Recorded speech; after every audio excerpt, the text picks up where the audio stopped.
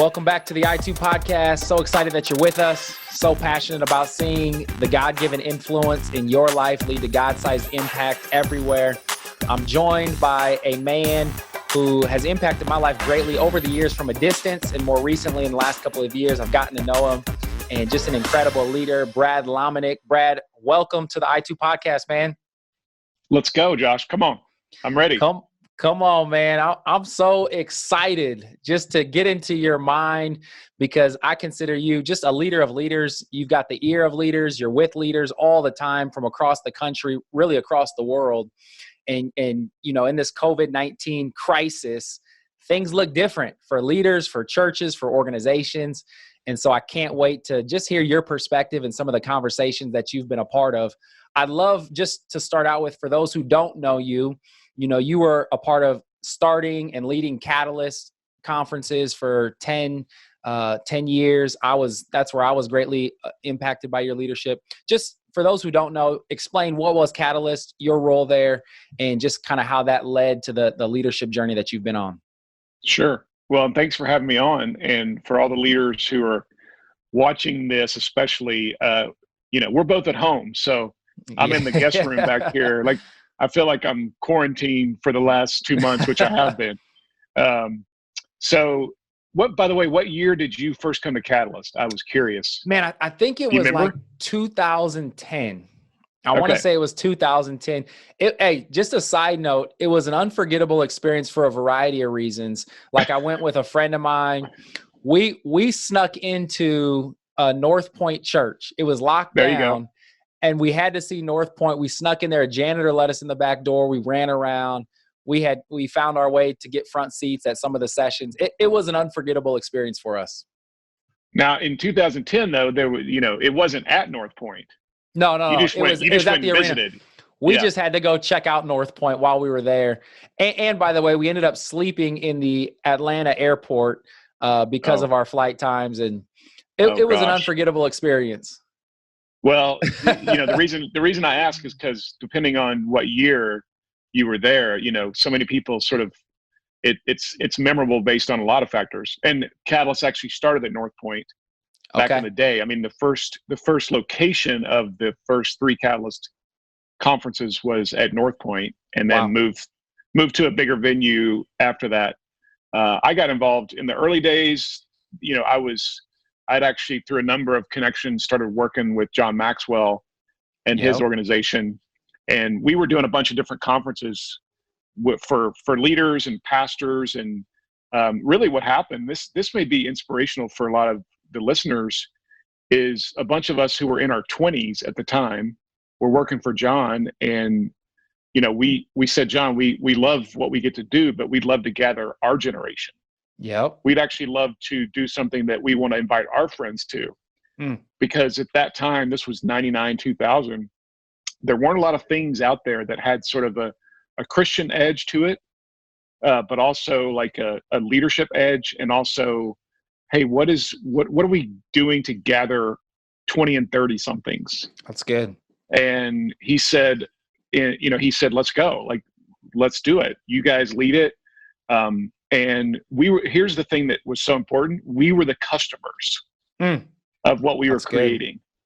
And, you know, because of that, it had a feel, I think, for many people who showed up, especially the early days, the first several years, that, oh man, this is like a brand new community that I didn't know existed. And the idea that we could actually, again, create something that we would want to attend, and that we knew the customer was us. Because so many times you go to these young leader events, and you're a young leader, you're 25, and you show up, and everybody around you is old.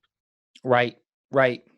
And that's, you know, it looks great on the marketing, but then you get there and you go, wait, you sold me sort of a bill of goods. So the fact that people would show up and they actually saw and experienced this next generation gathering was, I think, the reason that it grew, and also just that it was a God movement. Like, we didn't think it would turn into what it did. And then we were just trying to hold on, you know, and somewhat steer the reins of this, you know, group of horses that was taking us wherever we wanted to go.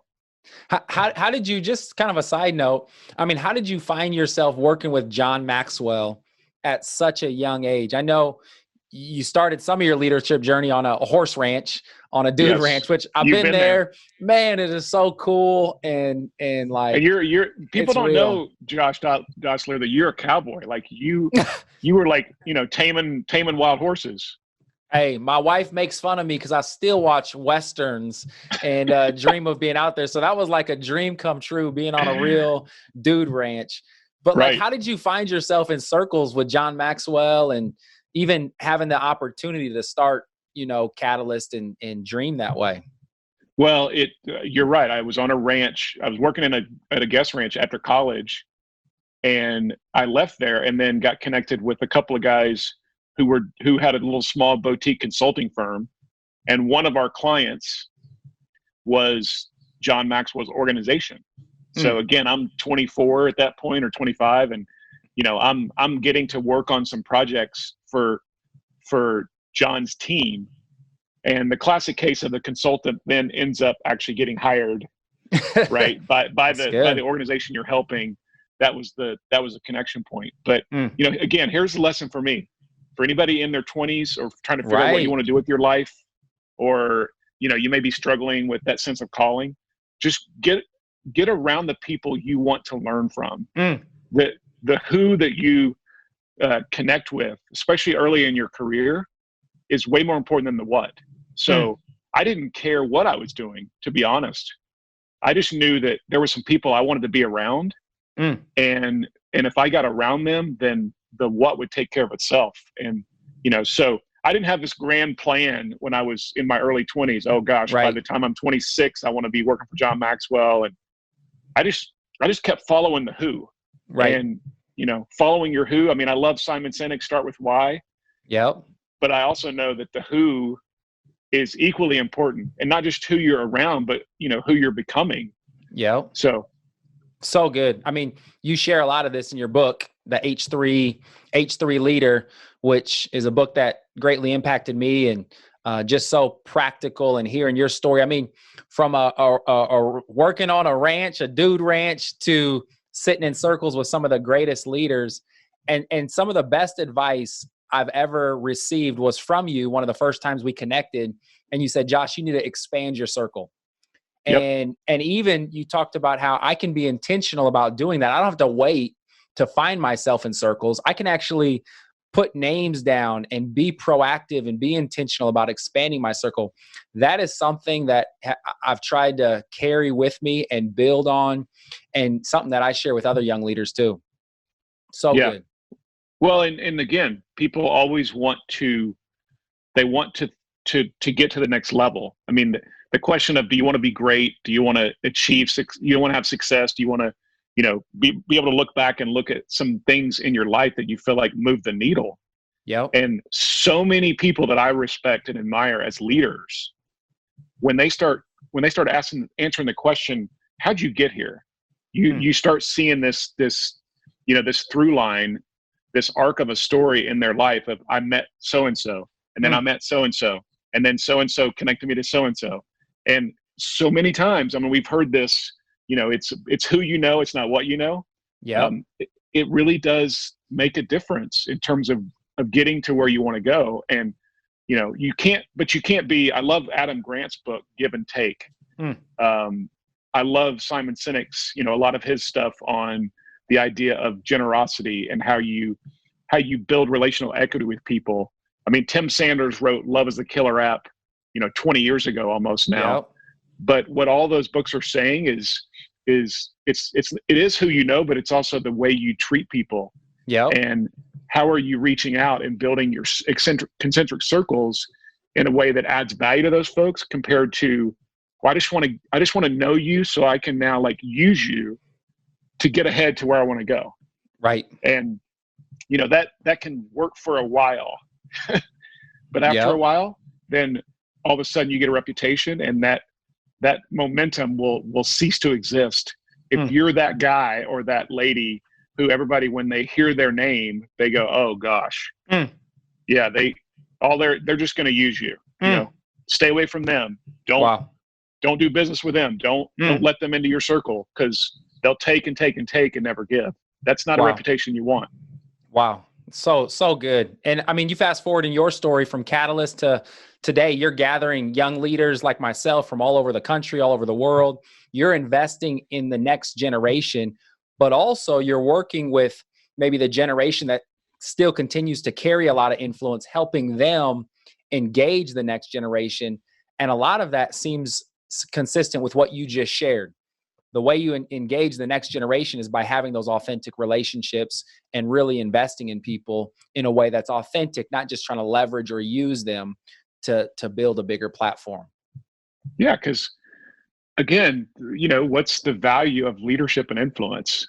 Right. If it's not being used, Maxwell told me. I mean, I remember John, sort of, again, as a leadership guru, he would inject this into us, all of us who were kind of hanging around him. The way you treat people, the way you add value to people, and the way you actually invest in others is the quickest way for you to get credibility. Wow. So, the Zig Ziglar quote of, if I help you get what you want, ultimately I'll get what I want. I mean, that, and I'm paraphrasing, that's not perfect, but that's such a true statement of the more we give and the more value we add to others, the more valuable we become. Yeah. And it works. Especially with not just the intentionality of it, but then the motivation of it, like the internal wiring that says, right, I truly believe this. Again, I'm not just out for a transaction here. I really want to build into these other people. And that's who everybody wants to work with. That's who people, right. And there's so many practical things that are part of that and go into that, in terms of even the way how you email people, or how you reach out to them initially, or how you make sure that, for example, let me just give you one thing. It's good. I'm feeling convicted all over. Well, and, it's good. The times that there's been young leaders who come to me and say, hey, would you mentor me, or would you help me? Can I have 10 minutes of your time to ask you a couple of questions? Okay, great. Let's say we figure out, let's have a 15-minute phone call.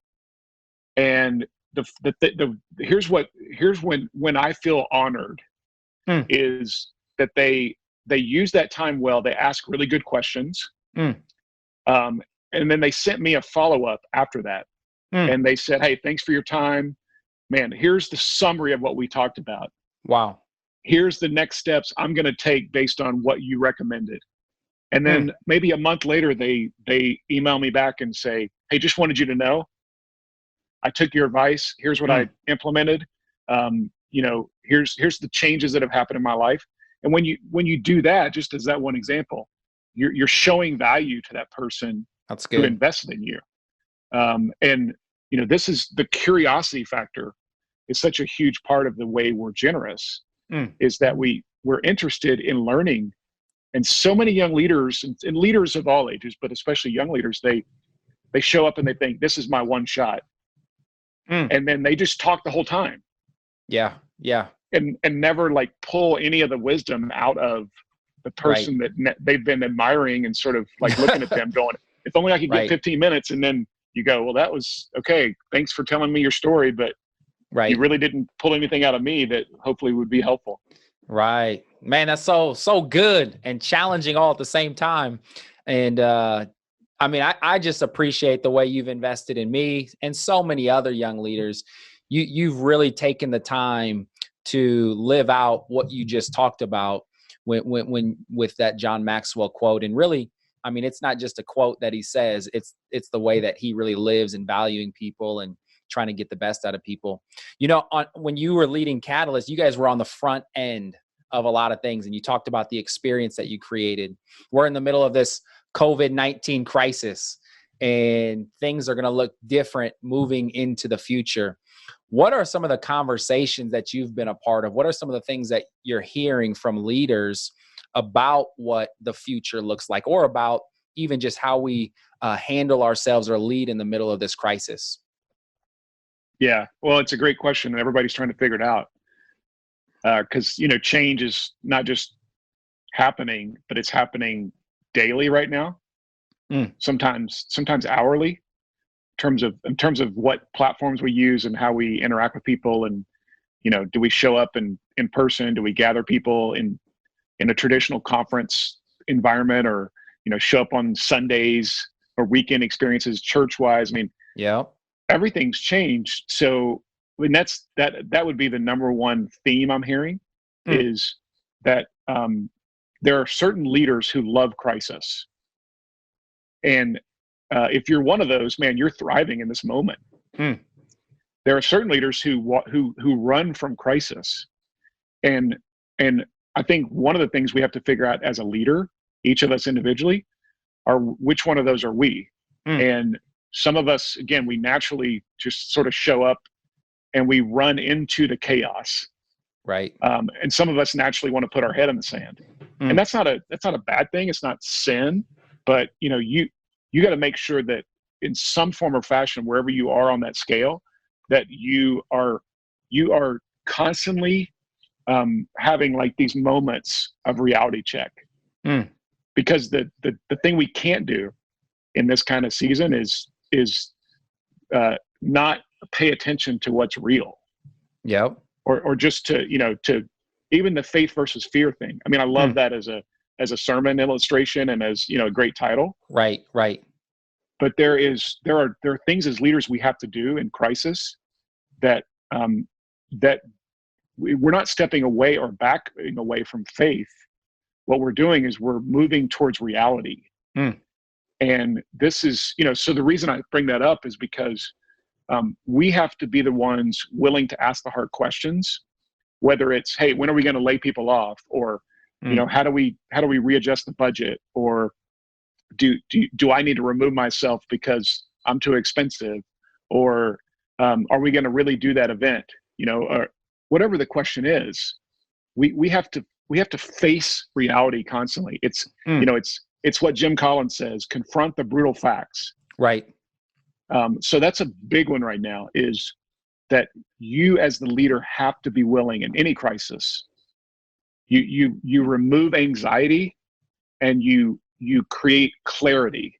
There's a big difference between uncertainty and unclarity. We can't be certain about anything right now. Right. But we can be clear. Mm. And this is a massive shift. Again, I don't trust somebody who says, well, I'm certain that this will be done in 4 months. Right. Really? Like, how do you know that? But I do trust somebody who says, okay, I'm not certain, but I am going to be clear on our plan. Like that's a massive shift for leaders. So let me stop there, and then you may want to dive into more practical stuff, but I wanted to say that just as a precursor for your question, especially around change. Yeah, I'm interested too. Do you feel like the crisis, because crisis is, I think, a great revealer. I heard a guy give an army analogy. He said, you don't reimagine, you rally the troops around what you've already been doing. And I'm interested to hear kind of your perspective. Are there things that have been highlighted through this crisis, specifically, I'd say from a church perspective, that could cause us to change some things, or at least ask those questions moving forward? Yeah, definitely. I mean, digital would be the number one, obviously. Yep. Because there's a lot of people who they were treating digital expression, digital experience, digital gathering, anything virtual, anything online. They were treating it as junior varsity team. Yep. It was like, we might put some energy into that. Maybe a little bit of our staff time.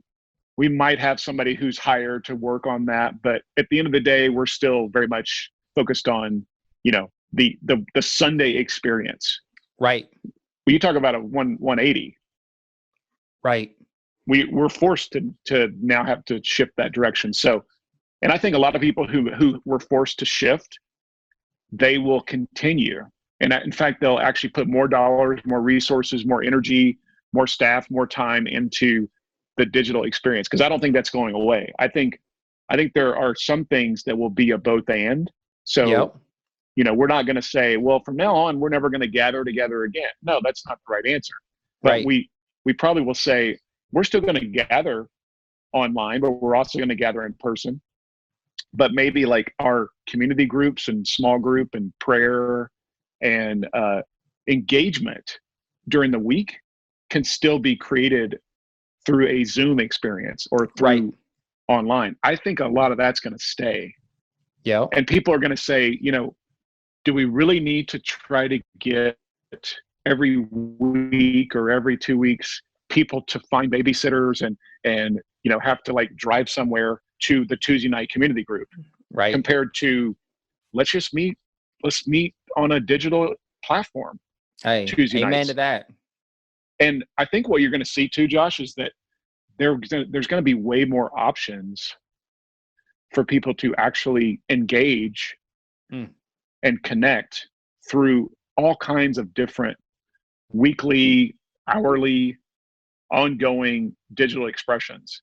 Because what many of us thought as church leaders or full-time staff or pastors was that, oh, people are busy. Like that business leader who runs that company, they don't want to show up for a digital prayer hour on Wednesdays at 10:30. Well, actually they do. They actually do want to do that because you're making it convenient for them. Right. So why not keep doing that? Right. And to me, that's a lot of the ahas that are happening for a lot of churches. Digital attendance is for most actually, it's gone up compared to their physical. And everybody's saying, well, is that real? Well, I promise you it's real if they give. Right. Right. We're counting their dollars. Yeah. So, it is real. And you got to figure out, like, what are you measuring? And, are you measuring 3 seconds on your site or 5 seconds on Facebook Live compared to somebody actually staying for a while? And that's all really important things to figure out. But, this is perhaps, and I don't want to overstate this. Yeah. Perhaps this could be the window for not just the American church, but for the global church to have more potential impressions on culture in the last, you could argue, 60 days than perhaps any other 60-day window in the history of the world. Yeah. One thing to that point that I wonder, I heard Tim Keller say recently at the Q conference that they had, that going through this, the church is going to have to spend less on itself and more on its community, and have more of a community focus. And I heard, Walmart is asking, how can we serve the community more? And sometimes it seems like the church is asking, how can we get more followers or engage more people? And so do you think there has to be, or there needs to be, a shift in even just our focus as a church to engage more influence in our community? Oh yeah. And I think we've seen it. Again, the churches that are getting the reposts or the likes, and it's not about likes, but it is about influence. Yes. The ones that are getting more and more people talking about them are the ones who are making it about others in their community. Yeah. So, and again, this is what more timely opportunity based on a crisis for us to say, we're going to figure out how to make heroes of everybody else in our city. Right. Compared to us being the hero. And yes, so to your point and to your question, absolutely resounding yes. Like this, and I don't think this is going to go away. Right. When everything goes back to normal, which, by the way, it's not going to go back to normal. So, that's another reality check, is the new normal is an unknown normal. Right. But I don't see, I think so many people, so many leaders and pastors and churches have seen this actually is what we're called to do.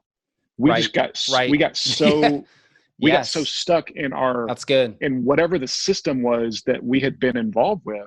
And Yeah. nobody was trying to like do it wrong, Right. but we just kind of got caught up in well, what do you do as a church? Well, we we really encourage people to show up Right. on a Sunday to this thing we create, and then we see them next Right. Sunday. Yeah. And all of that has been stripped away so that I think we could see afresh, like, well, what is actually a church supposed to do? Yeah. So, I mean, again, I was, I'm yeah, excited because I hate that there's lots of bad things and lots of things that are negative because of this last 60 right. days, but there's a lot of things that are going to come out of it that I think are going to be new habits that will help a lot of people. Yeah. I've been telling people, I live in a context, the inner city, where people are in crisis 24/7, 365. And there's the drive-bys and the lack of, essential items at home and food. I mean, you name it. And I said, this is the first time for me where I feel such a sense of peace because our entire city and our entire world is in crisis. I feel like I've got like a camaraderie with people at a greater level. Hmm. Now, I'm also hearing some people talk about, preparing for the next crisis, where I think, like you're saying, it's such a reminder that there are people living in crisis every single day. And the things that we're feeling and experiencing, man, there's a lot of people living with that on a consistent basis. And as a church, we get the opportunity to be there and meet those needs. I was reminded of your friend Joel Mamby, Yeah. the book Love Works, and Yep. how he talked about it in the business context and community. And I think he talked about this idea that the church, we've maybe put the Great Commission in front of the Great Commandment. And so I Hmm. can see as a church getting realigned to the Great Commandment in God's heart in just how we're supposed to live as followers of Jesus. Have you Yeah. seen some churches do a really good job of leaning into this and their influence has continued to grow? Yeah, definitely. I mean, I think we could go down a list of a lot that are doing this well. I mean, just as an example, I just saw from Las Vegas that Central Church in Vegas, Jed Yep. Wilhite, the pastor. I mean, a big church. They right now are, I think, and I might be wrong, but I think this is true. They are the largest provider to all the food banks in the state of Nevada. Wow. Wow. And Come they're on. actually running a bunch of these food banks now because basically the food banks just kept saying, we need you, Wow. otherwise we're gonna run out of food, and we Mm. actually need you to help us run this. So now they're trying to figure out, well, okay, how do we actually mobilize our congregation of 30, Yes. 40, 50,000 people across Yes. Vegas to help with their money, with their resources, with their time. Wow. They're also doing a Hope for the City Mm. special that's going to be broadcast on, I think, every local network. And Wow. this is like Vegas for Vegas. This is not Come on. Central Church. Hey, by the way, we're doing this thing, and all the culture in the city should get behind it. They're just going, Right. this is what we do as a city. Mm. And we happen to be a church that's going to partner with all these other outlets. So what their mindset, I think, again, the way we shift and we start thinking is are we the hero, Right. or do we make these other local food banks, outlets, nonprofits, Yeah. the people on the front line the hero, and then the church, then in their case, they're the ones mobilizing resources and Yeah. connections and Mm. all kinds of things. But it's not, hey, by the way, come to our Sunday service. Right. Right. That's not Right. the starting conversation. Mm. But many Yes. times before it was, well, come see what we do, and then we might be able to partner with you after that.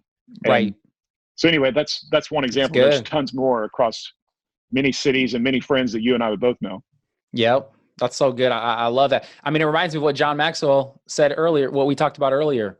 It's helping people get what they want. And eventually you build that relational equity and they come back and say, man, I'd love to learn more about your faith and who you are and the organization that you're a part of. what would you say? Number one, I could spend, hours talking to you just because I love just this conversation, love talking about leadership. What would you say to leaders in this season that are trying to either lean into change, lean into figuring out, man, how can I position our organization? How can I position myself for what comes next? What are some encouragements that you would give to those leaders? Yeah, I think it is going back to reality check. Make sure your posture is one that allows for you to both lean in to where we are, but also to be aware of where reality is. And your job as a leader is to communicate that more often now than you ever have, because people are looking to us as leaders. They're looking to us to not be certain, but be clear, and also to communicate on a regular basis, and way more than we normally would. That's good. I've heard a lot of leaders who said, in the past they might have a weekly staff meeting. The last 6 weeks they've had daily staff meetings because it's so important for people to hear from them. Right. And then the other thing, you're a basketball guy, so I love the idea of the pivot foot and the idea of pivot right now in the season. You're still playing basketball, but when you pivot, and you can check me on this if I'm incorrect, because I was average or below average basketball player, but when you pivot, you've got your triple threat. You can shoot, pass, or dribble, but pivoting also gives you the opportunity to change angles. That's right. Change direction, change the way you throw the bounce pass. But you're still playing the same game. You're still on the court. You're still, you're still part of the 5-person team. Yeah. But the pivot mindset is so important. And as leaders, again, every leader I'm talking to, flexibility, adaptability, the ability to pivot is the thing right now that they're looking for from their team. So if you're on a team, and you're trying to figure out, well, how do I add value during this season? You start figuring out, how am I flexible and how can I pivot? It may not be on my job description, but I'm going to take care of that because right now we know that all of us have to have that posture compared to I'm static. I'm waiting on somebody to tell me what to do. I'm avoiding the brutal facts. I'm sticking my head in the sand. And when we're isolated, we have the tendency to do that. So that'd be a thought. Man, that's so good. How was my pivot foot? Yeah, the pivot. That was an example, the man. Perfect pivot analogy. A friend of mine who I actually was just talking to the other day, he wrote a book that was just not too long ago released. It's called Pivot and Go. And he talks about the idea of personally in your lives kind of being ready and willing to pivot. But organizationally, what you're talking about is exactly right. Just that flexibility. And I love how you said posture. More than the role, the position we play, if we can carry this posture of flexibility, being willing to do whatever the team needs in this season, there's always going to be a seat, always going to be an opportunity. And organizationally and personally, we'll be better off. So good. Well, Brad, man, thank you so much for just taking the time. Love hearing your thoughts, your wisdom. And I know you've got a lot of probably Zoom calls going on, a lot of conversations happening right now, but really appreciate your investment into my life and in the lives of so many young leaders. So, hey, I'd love to ask you too, if there's a way people can follow you, what's the best way to kind of keep in contact with what you're doing? And not that you need more followers, but what's the best way to keep up? Well, thank you again for honoring me by asking good questions, man, and by doing this, because you're creating an opportunity for all of us to learn. I mean, I'm learning from you, so I'm honored to get to be on your platform and sharing a few things I know. I just want to pour out my cup. Come on, man. Whatever's in it. I'm drinking over here. Listen, we could change seats though, and there's a lot of stuff you could add value. So, by the way, on the social media and places to find me, just my first and last name, BradLomenick. But I'm not a very good follow right now on social media. I'm doing a lot more listening than I am talking. And because I'm pro social media. I'm not anti, but I'm just not posting a lot. So you won't see a lot of posts, but yeah, I'm just trying to be a much more of a receiver than I am the quarterback in this season. But yeah, those are the outlets you can find me on. Oh, what about one last question? Because this is what you're good at too. Who are some good follows? Like who are people that you're listening to that would, I mean, just be helpful for all of us to be listening and learning from? Give me a category. Because I got a lot, man. Let's say leadership. Who are the top leaders to follow right now? So I would say, let me think of it more from what podcast we're taping a podcast where you're doing this interview. So let me give you some other leadership podcasts I listen to, if that's okay. That's great. Entree Leadership is a great one. Craig Groeschel Leadership Podcast. I'm sure many people listen to that one. Carrie Newhoff Leadership Podcast. Andy Stanley Leadership Podcast. One that I've recently discovered is, well, not recently. There's a show called The Learning Leader with Ryan Hawk, which I really like. John Maxwell's got a great podcast that is, there's several that John does. Patrick Lencioni, At the Table with Patrick Lencioni is a great podcast. How I Built This, which is done by NPR. Guy Raz is the interviewer on there. So those are a few, man. That's good. I'm a junkie. So those are the ones that I go to probably the most often. Yeah. Yep. No, it's good. Well, I'd encourage people to follow you and then to find out who you're following. And I know you put out two different individuals that you're following, people you respect, people that we should all be learning from. So just appreciate your leadership, man. Your thumbprint is all over really our country from a leadership perspective, because a lot of individuals who are a part of Catalyst went through Catalyst. They're the ones leading right now in this season, making decisions. So really appreciate I'm the old guy. it. That's what you're saying. That's what you're saying. Hey, you still look pretty good though. You still look pretty good. I'm trying. I'm trying to, I'm trying to keep in shape so I can keep up with you on the basketball court. Hey man, you don't have to do too much to do that. Well, thanks again. Hey, anybody who's listening, if you want to check out this podcast, you can go to abideomaha.org, or you can go anywhere where podcasts are shared. We say it all the time. You're not called to do everything, but God has gifted you to do something. Find out where he's giving you influence and use that influence to impact the world around you. Thank you so much for listening.